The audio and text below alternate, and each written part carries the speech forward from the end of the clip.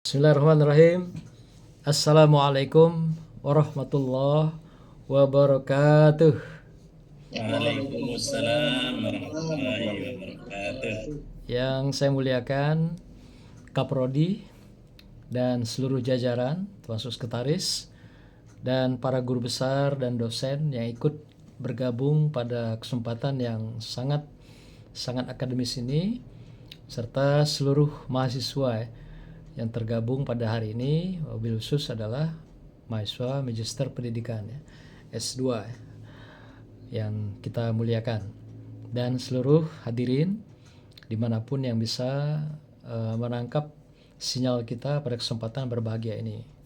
Baik, Bapak Ibu sekalian yang saya hormati, para guru besar, siang ini saya mencoba sharing tentang pembahasan yang berkenaan dengan kolaborasi. Sesuai dengan inden panitia, saya diminta menyampaikan materi yang terkait dengan kolaborasi lintas lembaga. Saya lebih mengerucutkan lagi pada perspektif era global dan digital. Nanti kita coba lihat di mana penekanan-penekanan yang patut kita perkuat dan di mana perspektif dua konteks ini yang patut kita lakukan untuk melakukan lompatan akselerasi dalam pengembangan lembaga pendidikan kita. Wabil khusus adalah lembaga pendidikan Islam. Nah, baik, terus Pak. Ya, saya berangkat dari yang pertama, paradigma kolaborasi lembaga pendidikan. Wabil khusus tentu tren kita adalah pada perspektif lembaga pendidikan Islam. Lembaga pendidikan hari ini harus bergeser paradigmanya dari self-sufficient ke integrasi ekosistem global, yaitu dengan melakukan integrasi nilai. Apa maksudnya? Kita hari ini nggak bisa jalan sendirian gitu. Dengan lembaga kita mungkin yang bagus, kuat, kemudian manajemen baik, tanpa kita melakukan jejaring, tanpa kita melakukan sinergisitas dan kolaborasi dengan lembaga-lembaga di luar daripada apakah luar dari provinsi kita atau juga secara nasional bahkan secara internasional. Artinya kalau kita mau menuju katakan WCE misalnya, World Class Education, atau WCU, World Class University, kita nggak bisa dengan sufficient kita sendiri dengan memberdayakan semua potensi kita punya tanpa melakukan benchmark, tanpa jejaring, tanpa kolaborasi secara internasional. Nah, inilah dikenal dengan kita harus melakukan integrasi ekosistem lingkungan global sesuai dengan kebutuhan hari ini. Jadi siapa yang tidak melakukan berbagai penyesuaian-penyesuaian ini, dia akan dengan sendirinya teralinasi, dia dengan sendirinya terpinggirkan tanpa orang lain meminggirkan, tapi dia sendiri yang meminggirkan dirinya karena tidak punya competitiveness dan advantage yang bisa diandalkan di dalam pertarungan global hari ini yang maha dahsyat ya. Yang kedua, lembaga pendidikan juga sebagai pelestari tradisi.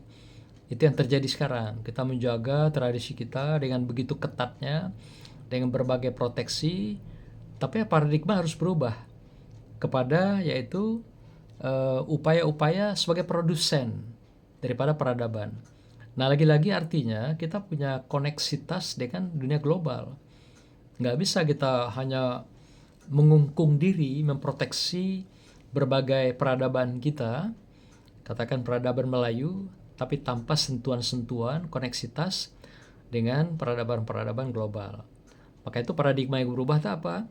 Dari kita yang selama ini memproteksi peradaban kita, tapi kita mencoba membuka diri secara fleksibel terhadap berbagai perubahan, perkembangan budaya dan peradaban global. Dengan kata lain, dari penikmat peradaban menjadi produsen. Jadi dari konsumen menjadi produsen. Ini yang perlu kita coba apresiasi dalam konteks peradaban hari ini. Ketiga, lembaga juga melakukan akselerasi. Apa pintu gerbang dan jalan cepat adalah melalui riset. riset-riset yang kita lakukan dengan memadukan kekuatan-kekuatan yang katakan tradisional, yang sudah kita miliki selama ini, nilai-nilai yang sudah kita bina, kita bangun, tapi dengan modernitas. Modernitas artinya lebih kepada, kalau Bowman katakan itu, cara berpikir kita, cara kita menyesuaikan diri, cara kita melakukan adjustment dengan dunia global.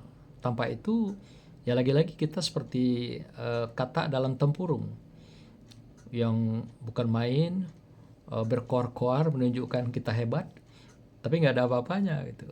Jadi kehebatan kita itu diukur secara global hari ini adalah sejauh mana, sebanyak apa karya kita, buku kita, riset kita, baik yang kita persembahkan lewat Sinta atau reputasi internasional lainnya, apakah Scopus, Copernicus, dan lain-lain.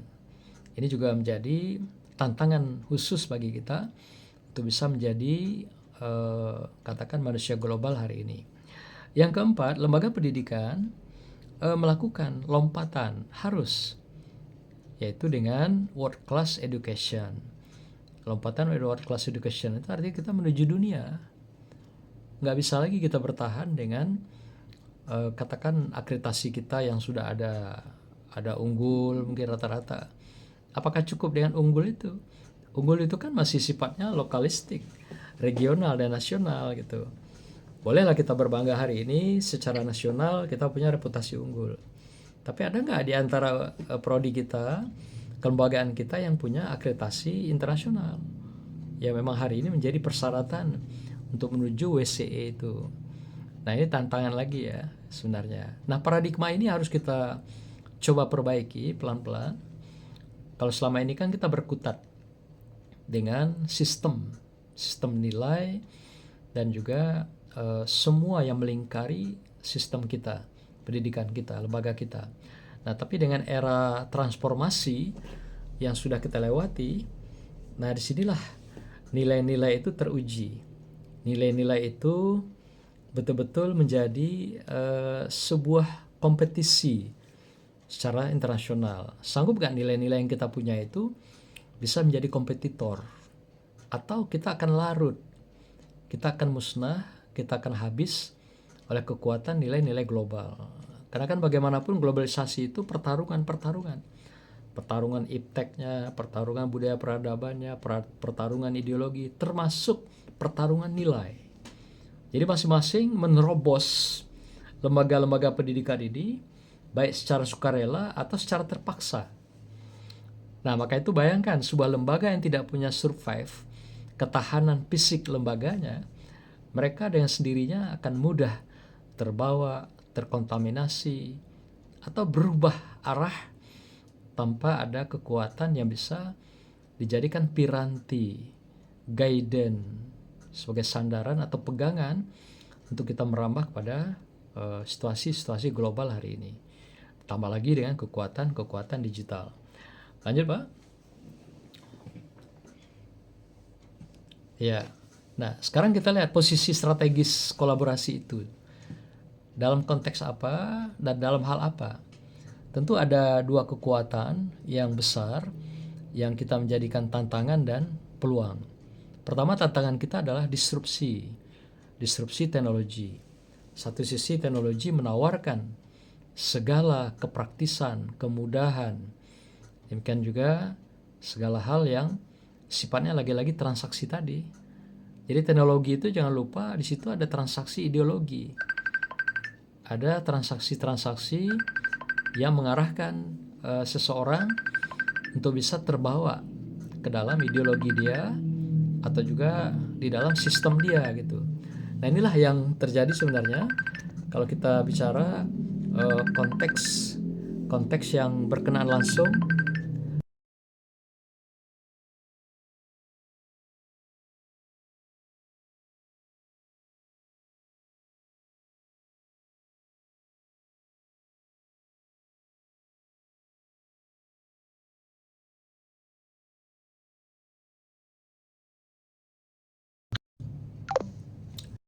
Sorry ya. Nah Apa tantangan yang terjadi itu? Disrupsi, yaitu hal yang paradoks. Satu sisi kita dihadapkan dengan teknologi yang high technology yang meninabobokan. Sisi kedua, kita lupa kadang-kadang di dalam teknologi yang adanya teknologi itu dalam globalisasi, mereka melakukan transaksi ideologi. Terjadilah transnasional, adanya transaksi-transaksi yang pada intinya mereka menunjukkan atau unjuk kekuatan. Yang Cina menunjukkan ideologi dia, yang Amerika begitu juga, sampailah pada Eropa, Jepang, yang hari ini itu datanya kan kalau AI itu ada sekitar 11.000 AI yang tersebar di seluruh dunia. Nah, 55% itu adanya di Amerika dan Cina. Sekitar 40%-nya ada di Amerika, 15% ada di Cina. Nah, Cina walaupun sedikit, tapi AI-nya canggih-canggih gitu. Selain mulai dari DeepSeek misalnya yang kita kenal itu, udah banyak lagi AI mereka yang sudah mendekati hampir 15.000, 1.500 yang walaupun sedikit tapi mereka punya keunggulan dan kekuatan. Amerika punya 4.000 tapi hanya 1-2 saja yang mampu sebagai kompetitor melawan Cina gitu. Nah, ini luar biasa pertarungan ini ya. Jadi yang Amerika memasukkan ideologi kapitalisnya dengan liberalis, Cina nanti masuk sosialis dan komunisnya itu. Jadi luar biasa ini. Di samping benturan yang kuat itu apa? Terjadinya adalah hal-hal yang berkenaan dengan apa istilah geografi ya.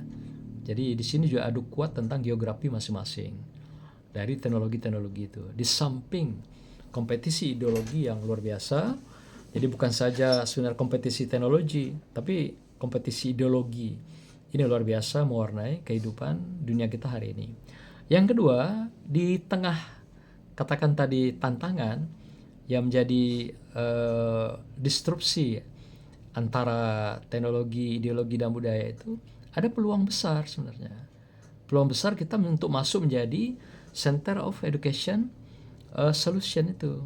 Jadi kita bisa kesempatan hari ini untuk melanglang buana menuju WCE tadi, world class education atau world class university. Kenapa? Karena inilah saatnya gitu. Jadi siapa saja lembaga yang tidak melakukan pengembangan sayapnya, dia akan tertinggal. Dia akan kalau istilah manajemen itu innovation or die. Kalau dia tidak melakukan inovasi dalam konteks hari ini, yang hari ini ditagih adalah center of excellence itu, mereka akan die. Die itu ya mulai dari tiarap, mereka tidak berdaya, dan mereka akan tertinggal dari berbagai kemajuan yang memang sudah mewarnai kehidupan dunia hari ini.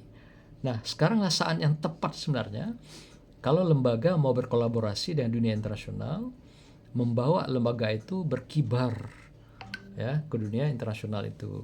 Kesempatan di tengah dia sibuk tarik menarik dengan teknologi, budaya dan ideologi, kita masuk mengambil momen ini, dan disinilah kita bisa eksis, bisa survive, tentunya dengan tidak menghilangkan akar. Nah, ini yang paling penting, akar yang merupakan modal dasar kita, yaitu keislaman itu. Nah, jadi kita tinggal bagaimana memberikan glue dari semua keilmuan keislaman yang kita punya di kampus, sehingga nilai itu tidak tercabut nanti ketika kita menuju peradaban dunia atau pertarungan teknologi yang global ini. Akar tidak boleh lepas bagaimanapun. Kan ketika transformasi kemarin kan juga begitu, dengan merubah nama dari IAIN menjadi WIN misalnya gitu. Esensinya tidak boleh berubah dengan nilai-nilai akar keislaman itu, sekalipun yang dikembangkan saintisnya gitu, atau juga sainteknya gitu ya, yang memang kadang-kadang tidak berbau keislaman sama sekali.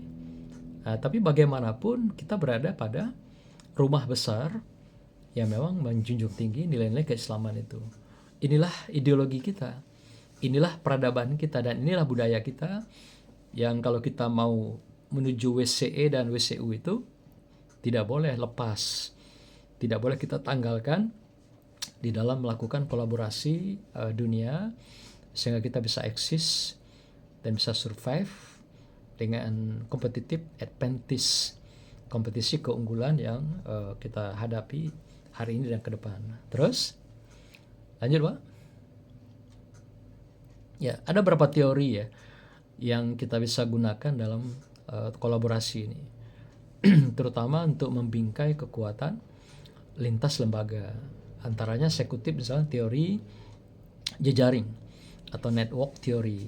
Ini ditulis oleh Burr 2023, nanti di papernya bisa dilihat dalam buku apa dia tulis ini. Apa di antaranya yang ditulis oleh beliau? Beliau memberikan bahwa kesuksesan diukur untuk hari ini itu adalah dari jejaring. Jadi kolaborasi kalau melihat dia sukses atau tidak, sejauh mana dia punya jejaring itu. Maka itu ada namanya networking dan web walking. Networking itu model kolaborasi Amerika, Barat, Eropa dan sebagainya. Kalau web walking, jalinan, itu model Timur. Di antaranya diwakili oleh Cina, Jepang, Korea. Itu mereka menggunakan web, seperti jalinan tikar itu. Itu webbing ya. Maka itu dikatakan dalam jaringan-jaringan internet, itu kan web sebenarnya. Nah, Timur menggunakan kekuatan web itu. Barat menggunakan kekuatan net. Yang keduanya itu adalah intinya jejaring. Itu bagaimana mereka eksis.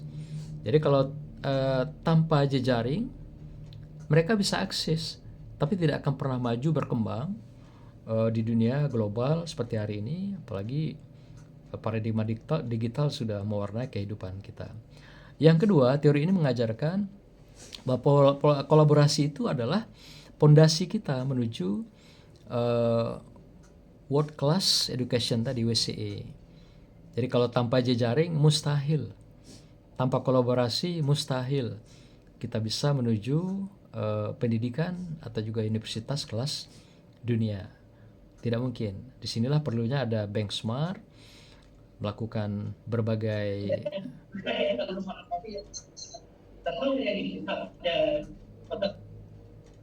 ya Bank Smart ya, yang hari ini juga menjadi kebutuhan kita. Kalau dulu ada istilah kebijakan Twin Education, Twin University, kampus kembar atau pendidikan kembar. Untuk seperti apa itu? Kita memodifikasi dan melakukan identifikasi dengan lembaga-lembaga internasional itu. Sehingga dengan demikian kita lebih mudah melakukan perubahan, inovasi secara kreatif terhadap lembaga kita. Jadi bagi pimpinan lembaga atau pengelola sebuah lembaga yang jarang tidak mau melakukan benchmark, itu juga tidak mungkin dia bisa membawa lembaganya menuju dunia.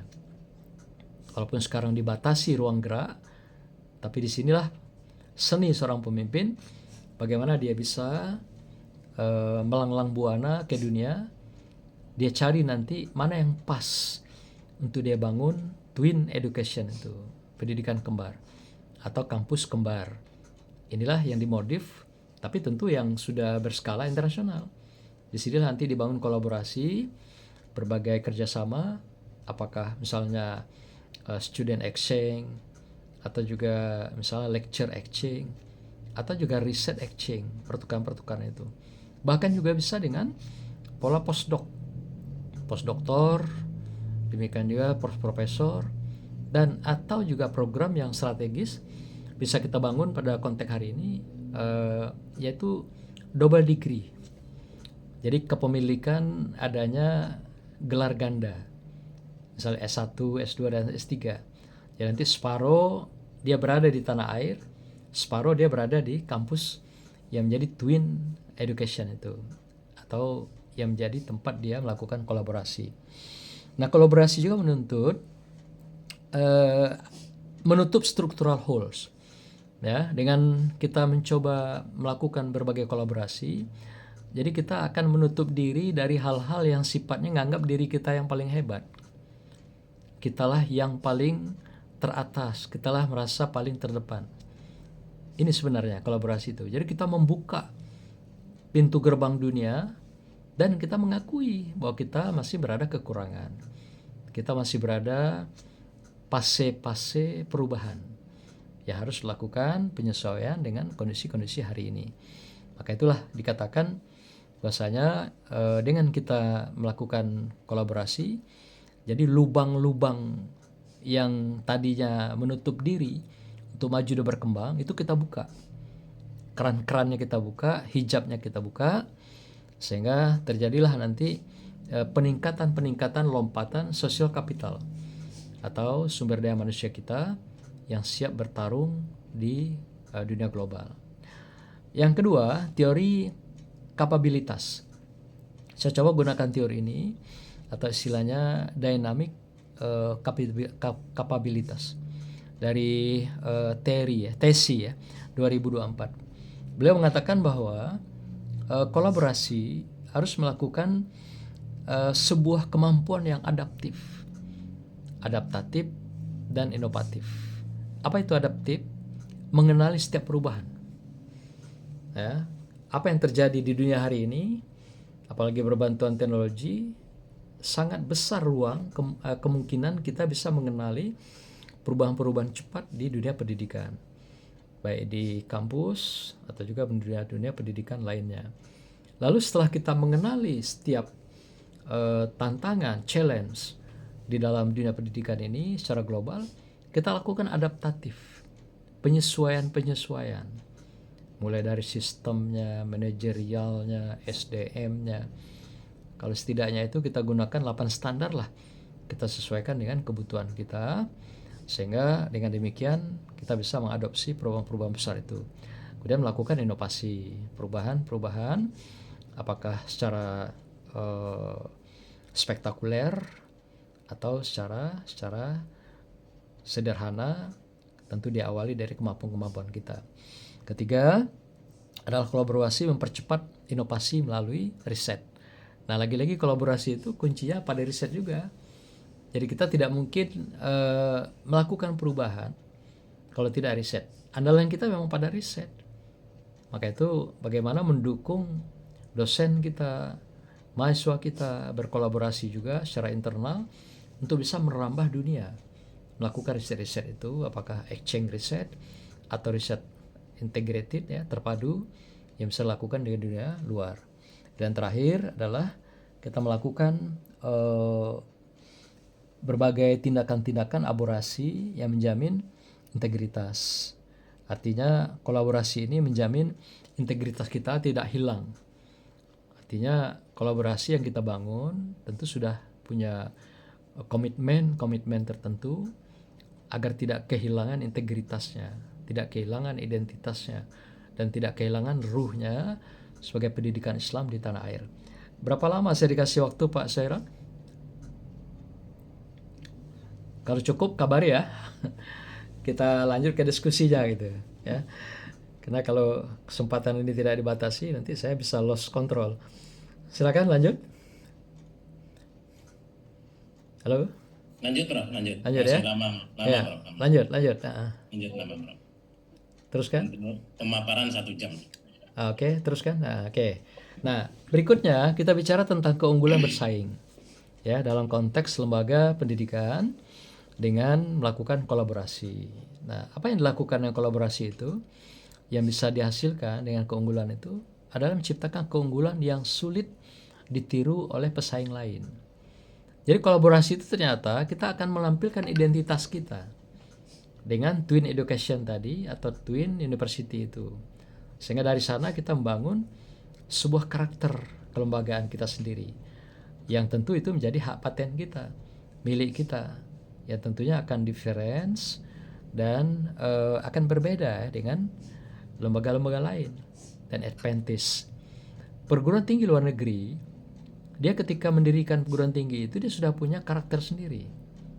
Maka itu beberapa perguruan tinggi dunia seperti Amerika itu satu daerah dengan daerah lain dengan nama berbeda itu pasti beda lagi hasilnya. Tapi kalau dengan nama yang sama, karakternya sama gitu. Nah, itu hebatnya mereka. Jadi kayak satu standar, kemudian semua lembaga itu sama. Inilah yang menjadi keunggulan mereka. Sehingga orang lain tidak bisa menduplikasi atau istilahnya itu mencontoh semaunya dari lembaga-lembaga yang sudah ada. Dan mereka punya hak paten sendiri. Dari warna-warna yang mereka miliki, karakter tadi, sehingga pesaing lain tidak bisa masuk. Kalau kita sudah punya satu karakter sendiri yang kita bangun berdasarkan twin education itu. Yang kedua, kolaborasi itu dibangun pada 3 sumbu, tetap sama ya. Yaitu pertama, sinergi lembaga pendidikan itu sendiri, baik dengan G2G atau istilahnya itu O2O, organisasi sama organisasi, atau lembaga sama lembaga, atau juga melalui mediasi pemerintah. Demikian juga dengan dunia industri. Nah, hebatnya pendidikan luar negeri, mereka itu sudah punya jaringan semua dengan dunia industri. Jadi apapun prodinya, mereka lebih mengambil kesempatan momentum mereka yang berada di perguruan tinggi itu bisa menjadi orang-orang yang mandiri, capable, dan profesional. Dan lembaga-lembaga tempat mereka di industrinya itu siap apakah mengembangkan, menyalurkan, atau mereka sendiri yang memberdayakan gitu. Maka itu pendidikan tinggi di luar negeri itu ada 2 model mereka yang masuk perguruan tinggi itu. Apakah pertama sebagai akademisi, katakan tenaga pendidik. Yang kedua, mereka juga sebagai pekerja. Itu jelas. Nah, kita kan masih asumsinya seperti apa paradigmanya. Pokok semua tamat SMA masuk perguruan tinggi. Apakah mereka mau jadi akademisi yang profesional? Apakah mereka yang pekerja? Atau juga mereka yang akan menjadi periset. Biasa akademisi itu juga ada riset ya. Jadi kemampuan ini yang mereka fasilitasi. Jadi kalau bagi mereka yang tidak punya kemampuan akademisi, baik akademis maupun riset, mereka lebih diarahkan perguruan tinggi itu untuk masuk ke dalam dunia kerja. Langsung. Tidak perlu panjang. Cukup misal 2-3 tahun, tapi mereka sudah langsung bisa menjadi profesional yang terjun ke lapangan. Nah, kita kan hampir rata-rata pendidikan kita S1 atau D4. Jadi istilahnya pendidikan kita masih lebih banyak mengantarkan peserta didiknya ke terminal siap latih.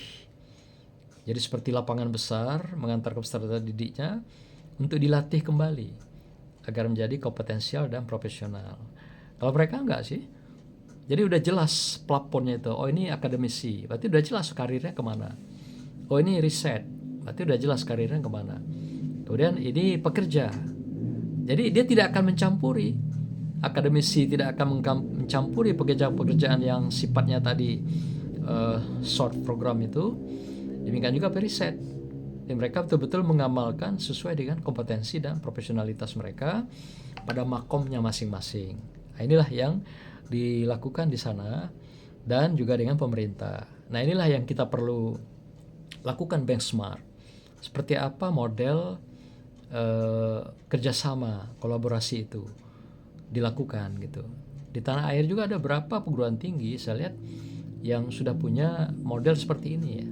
Seperti misalnya kalau Jakarta itu ada Pelita Harapan.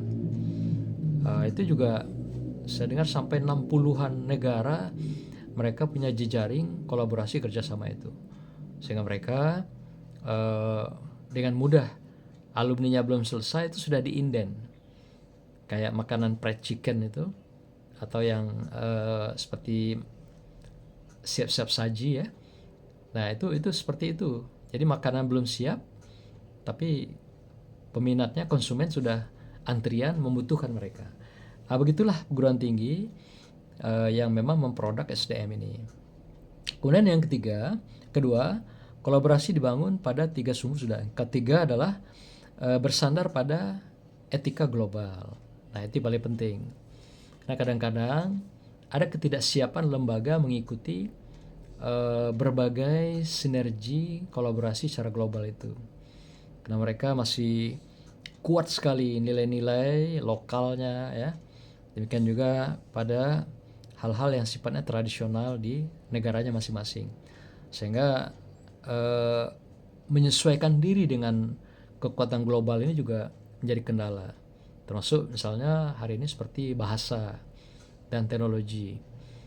Ini kan menjadi hal yang memang prinsip yang tidak boleh tidak harus ada hari ini.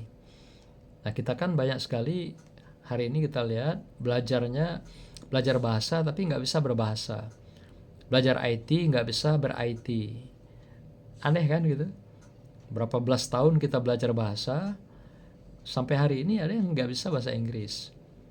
Bahasa Arab juga begitu, belajar udah berapa lama, mulai dari tingkat ibtidaiyah sampai perguruan tinggi, nggak juga bisa bahasa Arab.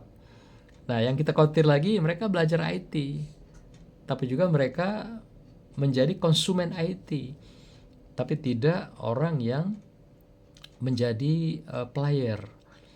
Istilahnya itu pemain dalam bidang teknologi itu. Ini juga masih tantangan besar bagi kita untuk maju ke dalam pertarungan global ini. Ini sangat menghambat perkembangan sistem kita. Lanjut. Nah, Bapak Ibu sekalian, apa yang kita bisa lakukan sebagai strategi lompatan untuk melakukan berbagai kegiatan-kegiatan yang berkenaan dengan katakanlah mengembangkan lembaga itu dengan cepat. Istilah itu kuantum. Kuantum itu seperti gerakan cahaya itu ya. Lompatan-lompatan yang bisa kita lakukan. Pertama adalah lembaga pendidikan melakukan kolaborasi yang dikatakan istilahnya dengan smart terhadap outsourcing collaboration, atau dengan kata lain melakukan kolaborasi terhadap dunia luar dengan cerdas. Apa pintunya tadi yang kita sampaikan, yaitu riset. Ini mau tidak mau sebuah lembaga yang tidak punya gergetan, dorongan dan kepedulian pada riset, mereka tinggal. Nah, kita kan lemah sekali ya. Kalaupun ada riset, nilai nominalnya sangat kecil. Hibah hanya 20 juta. 20 juta kadang-kadang kalau seorang dokter yang meneliti, apa yang bisa mereka lakukan gitu. Beli kertas saja udah habis gitu ya. Nah, samping riset kita lebih banyak sifatnya hanya eksklusif, lokalan gitu. Jarang sekali kita mendorong periset kita, wabil khusus dosen, untuk bisa masuk dunia luar. Kalau di tetangga kita, katakan Malaysia saja, misalnya Singapura, itu setahun mereka difasilitasi 2-3 kali untuk melakukan riset itu. Jadi ketika nanti semesteran libur, nah mereka memanfaatkan riset-riset itu ke seluruh dunia. Bahkan ada mahasiswa-mahasiswa yang doktoralnya diajak untuk ikut bersama dalam riset bersama itu. Artinya dananya fantastis gitu maksudnya. Bisa sampai miliaran. Nah, kita kan memang ini indikasi bahwa kita masih rendah menghargai riset itu. Katanya university riset gitu ya. Atau riset university. Tapi dana riset nggak nambah-nambah gitu. Bapak Ibu bisa ukur di kampus kita masing-masing. Berapa sih ukuran dana riset kita dari pos anggaran? Padahal harusnya kan kalau rasio anggaran itu kan tridharma itu bagi 3 gitu. Pembelajaran 1 bagi, kemudian riset dan publikasi 1 bagi, kemudian pengabdian masyarakat 1 bagian. Nah, sekarang kan hampir rata-rata disedot oleh pendidikan pengajaran. Jadi yang riset, apalagi pengabdian masyarakat, sebenarnya pengabdian masyarakat itu banyak sekali yang bisa dilakukan. Nah, terakhir saya dengar bahwa pengabdian ini pengabdian mandiri. Mereka sudah bayar di awal, tapi belakangan disuruh melaksanakan sendiri. Alasan dananya efisiensi, ditarik. Nggak tahu kalau di UIN Riau ya, kalau di Jambi begitu. Sehingga sempat sama ya. Nah, kan artinya menghilangkan potensi itu kan. Padahal mereka udah bayar itu, Pak. Dengan sistem UKT yang sudah dilakukan sebelumnya, dana udah masuk, tapi dipangkas gitu. Untung aja mereka nggak demo menagih hak mereka gitu. Ini kan yang kerepotan tentu kampus dan seluruh pengelola. Sementara kebijakannya kebijakan pusat gitu, yang mewajibkan mereka kukerta sendiri, pengabdian masyarakat sendiri. Yang lebih tragis lagi itu mereka disuruh cari-cari sendiri tempat, bikinlah program sendiri, bikinlah surat keterangan sendiri, dan bikinlah laporan sendiri. Kan aneh ya gitu ya. Lembaga sebesar kita, negeri lagi, tapi masuk sebuah kebijakan yang katanya efisiensi tapi tidak mendukung pada pelaksanaan akademis. Ini saya kira lari dari spirit untuk memajukan lembaga pendidikan yang berkualitas, kompetitif, apalagi punya advantage, yang punya keunggulan. Yang kedua, dana abadi. Ya, ini juga kita lemah sekali. Apa istilahnya tuh dana abadi ini? Yaitu joint endowment fund ya. Yaitu dana-dana yang digunakan untuk bantuan beasiswa. Pendidikan luar negeri yang maju dan cepat berkembang itu, mereka kasih beasiswa. Bukan hanya untuk mahasiswa mereka, tapi mereka buka keran itu sampai 5% dari anak-anak seluruh dunia. Jadi itu ternyata adalah fungsinya, pertama untuk sosialisasi keberadaan mereka secara dunia, secara internasional. Yang kedua memang membangun inklusivitas tadi, pendidikan sedunia. Nah ini kan luar biasa ini. Pendidikan kita kan jarang sekali membuka kesempatan untuk beasiswa itu, yang dikelola dengan menggali sumber-sumber dana, tapi itu jadi dana abadi, nggak boleh diapa-apain. Nah kita di lembaga pendidikan kita umumnya dana habis, dana BLU, berapa habisnya, berapa dapat, harus habis. Kalau enggak dia menjadi silpa, pindah jadi tahun depan. Nah ini sebuah potensi yang mungkin peluang besar kalau mau percepatan kita menuju kolaborasi dunia, membuka ada endowment fund itu, kesempatan untuk bagaimana menggali dana, dan dana itu tidak diapa-apain gitu. Memang betul-betul dikelola semacam filantropi dan bisa menyentuh anak-anak yang membutuhkan, di samping membuka ruang anak-anak dunia masuk ke lembaga pendidikan kita. Jadi rata-rata pendidikan dunia seperti itu. Maka itu kita bisa misal hari ini ke Rusia ya, banyak sekali beasiswanya, ke Cina gitu ya, ke Eropa apalagi gitu, Amerika juga begitu. Dan Amerika sekarang agak hangat-hangat ya, gara-gara Trump ini kebijakannya agak aneh-aneh gitu kan, sehingga beasiswa ke sana sedikit banyak agak terganggu yang dikembangkan gitu. Kemudian ketiga, menyemai dan mendukung akademisi menuju saintis dunia. Ini juga jarang sekali ya. Kalau ada yang berbakat, punya jaringan jurnal dan sebagainya dengan pendidikan dunia, jarang sekali lembaga-lembaga kita memberikan apresiasi, dukungan untuk mereka betul-betul jadi dunia betul gitu. Kadang-kadang malah ada kesan mereka udah pulang, udah punya jaringan hebat, sudah jadi saintis ternama, tapi nggak diapresiasi apapun oleh lembaga dan oleh pemerintah. Jadi istilahnya tuh ya jalanlah sendiri, terbanglah sendiri, kelolalah dirinya dengan kualitas sendiri. Ya kira-kira begitu. Saudara di UIN Riau sendiri ada itu seorang siapa namanya, Habibis ya. Dia masuk saintis dunia itu dalam Habibie 100 ya, dari 170-an ya atau 180 saintis dunia, dia masuk dalam 5% yang besar itu. Nah, kalau ya. model ini nggak dikembangkan kan rugi kita. Ini aset ini, Pak. Ada itu saya lihat itu.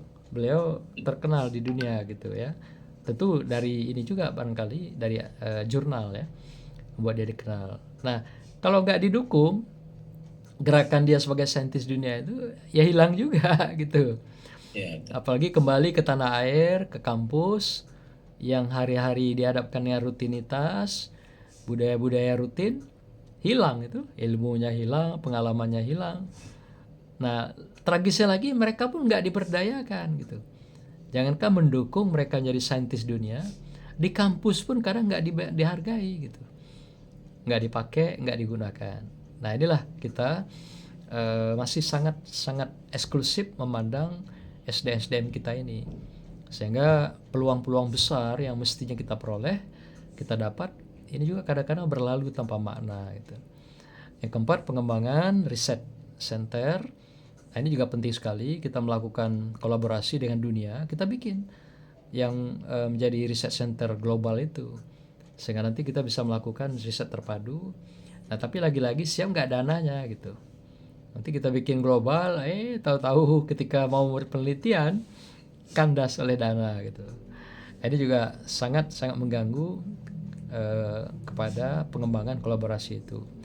Jadi kita punya SDM kita banyak kok. Cukup unggul ya kalau kita mau lihat bintang-bintang yang kita punya.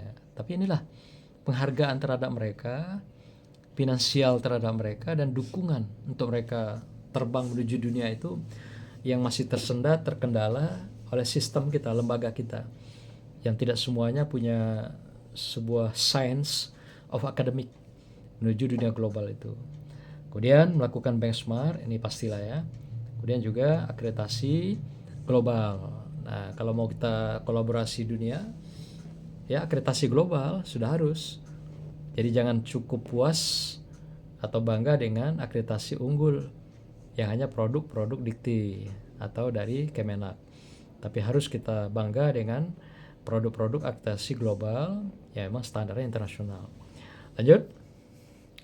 Nah, berikutnya strategi pemanfaatan, ya tadi sudah lanjutan ya, sama saya kira. Ini juga yang keenam tadi, adopsi penuh digitalisasi, baik itu sifatnya parsial atau juga kelembagaan. Jadi kampus sudah harus diwarnai oleh AI untuk riset. Nah, contoh begini, perguruan tinggi luar itu sudah tidak lagi membudayakan menggunakan karya tulis seperti skripsi atau juga tesis dan doktoral itu, disertasi. Tapi mereka sudah menggunakan jurnal-jurnal itu sebagai syarat pintu gerbang mereka keluar untuk mendapatkan sarjana. Dan mereka boleh gunakan AI penuh. AI penuh tentu dengan kontrol yang terukur. Kan banyak cara mengukur atau menstandarisir AI yang digunakan itu. Harus punya AI yang betul-betul katakanlah valid.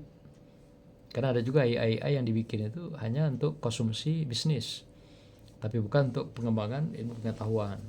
Nah, jadi banyak sekali, itu saya bilang tadi, dunia sekarang sudah punya 11.000. Indonesia sudah punya sekitar 20 AI yang namanya macam-macam. Ada cendol namanya, ada lagi bakul, ada lagi bunda, nah macam-macam. Ada juga yang punya perusahaan-perusahaan besar ya sekarang bikin AI untuk kebutuhan mereka. Jadi hari ini kalau kampus masih pola tradisional, feodal, berkarya ilmiah, mereka tinggal lagi gitu.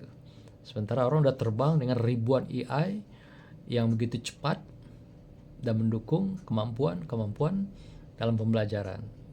Hari ini misalnya, kita yang katakan ahli kitab kuning, mungkin kita punya koleksi paling-paling 10-20 kitab kuning. Tapi dengan AI, orang bisa menguasai kitab kuning itu sampai ribuan. Hanya dalam bilangan detik. Orang bisa mendapatkan tafsir At-Tabari, Ibnu Katsir, ya, dari masa-masa sebelumnya itu, sampai Maragi, Jalalain, semua. Artinya dengan AI tidak ada yang tidak mungkin hari ini. Yang nggak bisa diganti itu hanya perasaan saja. Kalau soal berpikir, semuanya bisa diambil alih oleh AI. Rasa, hati memang nggak bisa. Ini sampai hari ini belum ada manusia yang mampu menggantikan rasa itu, ya. Tapi yang namanya kognitif, psikomotoriknya itu bisa digantikan semua oleh AI. Bahkan foto diam pun bisa dibikin bergerak seperti video, seperti layaknya seorang sedang bicara. Dan suara sesuai persis seperti tuannya gitu. Dan dia bisa bicara lebih canggih dari manusia sendiri gitu. Ini luar biasa kekuatan AI yang sudah melanda semua perguruan tinggi. Yang ketujuh, problem lembaga pendidikan bukan pada potensi individu. Nah, ini yang tadi saya garis bawahi, tapi problemnya banyak pada sistem kelembagaan yang tidak berpihak pada dunia akademik atau tridharma itu. Buktinya kelihatan dari keberpihakan dari aspek pembiayaan. Jadi dengan alasan efisiensi ini adalah menjadi alasan total orang melakukan penghematan, pengiritan, pangkas sana pangkas ini, sehingga pendidikan kita relatif goncang ya belakangan ini gara-gara efisiensi. Katanya nagih kualitas, nagih menuju globalisasi, digitalisasi. Tapi kebijakan efisiensi saya melihat semacam membuat dinding yang menghambat perguruan tinggi atau lembaga pendidikan merambah dunia. Jadi paradoks lagi di sini ya. Satu sisi kita ingin tetap dalam idealitas, sisi kedua kita tutup dengan eksklusivitas yang tinggi, yang kebijakannya demi anggaran. Nah, inilah tantangan besar ya untuk kita semua. Nah, kemudian konversi prestasi individu menjadi prestasi institusi kolektif. Boro-boro kita mau mengangkat orang-orang tertentu yang punya kemampuan menjadi institusi lembaga. Individu saja kita tidak kita dukung gitu. Lembaga jarang sekali mengapresiasi orang-orang hebat di kampus itu di bidang tridharma untuk diangkat menjadi pahlawan akademis misalnya, dengan pembiayaan, dengan jabatan. Ini juga luar biasa, sehingga yang terjadi itu apa? Makin kuatnya kita di era ini feodalistik dan tradisionalistik. Contoh misalnya, ketika seorang pimpinan dari komunitas A, itu semua struktur kepemimpinan warnanya A semua gitu. Padahal yang ditarik dalam satu warna itu belum tentu dia punya kapasitas, belum tentu dia punya kompetensi. Sehingga potensi-potensi lain yang juga cemerlang, yang juga katakanlah punya kapabilitas, karena cenderung tidak diberdayakan. Sehingga di kampus itu terjadi dua paradigma, pemberdayaan dan pemberdayaan. Kalau lo bukan kelompok kami, maka yang terjadi pemberdayaan. Kalau ente satu warna dengan kami, itu adalah pemberdayaan. Nah, ini merusak, ini saya katakan sistem tradisional dan feodal itu. Kalau ini yang dipelihara dalam kampus, kita sulit sekali masuk dunia global yang sekarang menjadi tagihan-tagihan melalui jejaring dan kolaborasi itu. Karena juga variasi itu adalah sebuah potensi. Variasi itu adalah sebuah kemampuan, kekuatan. Jadi tanpa variasi, hanya satu warna, tidak mungkin kekuatan itu akan bangkit, muncul menjadi sebuah potensi besar yang bisa menghela ya, membawa lembaga-lembaga pendidikan ini menuju dunia. Nah, 9 akselerasi kuantum tadi adalah tentu membutuhkan SDM, jejaring dan didukung oleh finansial yang tentunya agresif, sensitif dan responsif. Nah, Bapak Ibu sekalian, saya kira ini beberapa yang saya sampaikan, yang ini tidak terlalu inilah ya, ini sebagai ekspos saja. Posisi pendidikan kita hari ini, lembaga pendidikan itu berada di atas 1000-an dari 1.500 lembaga yang diteliti oleh seperti Stanford misalnya, Stanford University, juga beberapa kampus lain. Itu dari 1.500 universitas elitis dunia termasuk yang Islam. Indonesia itu hanya berada di atas 1000-an. Nggak ada yang bisa mampu nembus di bawah 1000 itu menunjukkan bahwa lembaga kita masih sangat terbelakang dalam hal kompetisi, apalagi untuk melahirkan advantage tadi, keunggulan-keunggulan. Kemudian juga lembaga pendidikan Indonesia itu modal sebenarnya. Apa kekuatannya modal? SDM dan modal sosial sangat kuat, tapi terkendala lagi-lagi oleh apa itu? Di antaranya adalah infrastruktur. Infrastruktur yang paling utama adalah teknologi, dukungan riset, sampailah kepada hal-hal yang sifatnya promot terhadap saintis kita ke belahan dunia.